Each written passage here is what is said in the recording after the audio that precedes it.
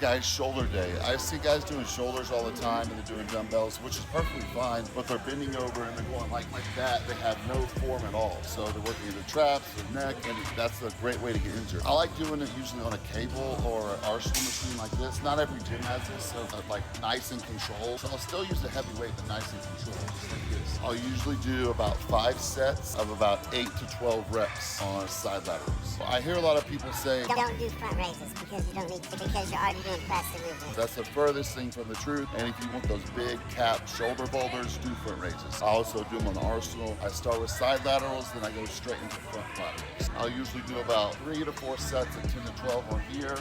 Chest high, body straight. I'm not cheating and doing all this stuff. My body's nice and straight. And then after this, I'm gonna go straight to my rear delt. So I like using the rear delt machine. Sometimes I do free weights, but this is nice and controlled. I usually do about 4 to 6 sets on my rear delts. Too many people neglect the rear delts. They don't do them enough. And then some people do them on shoulder days, some people do them on back day. You could do either or you could do them on both if you're lacking. So right here, nice, slow, and controlled. Like I said a lot before, a lot of people's doing movements all spastic like that. Don't do that. Nice, slow, and controlled. Shoulder press. I don't always do shoulder press. A lot of times, if you have shoulder issues, like shoulder problems, you don't have to do shoulder press because overhead movements is gonna wear out your joints, okay? A lot of times I don't even do shoulder press, especially since I've had shoulder injuries before, and then my right shoulder has been torn for 10 years. I'm trying not to get surgery, but it's gonna eventually happen. In the meantime, I do preventative stuff like ERP, BBC 457, and TE 500. So I like any type of shoulder press. Machine shoulder press I usually prefer because the dumbbells, like I've had shoulder surgeries before, but you can do any one you want. I like this Arsenal standing one, nice and controlled. It doesn't have to be crazy heavy weight.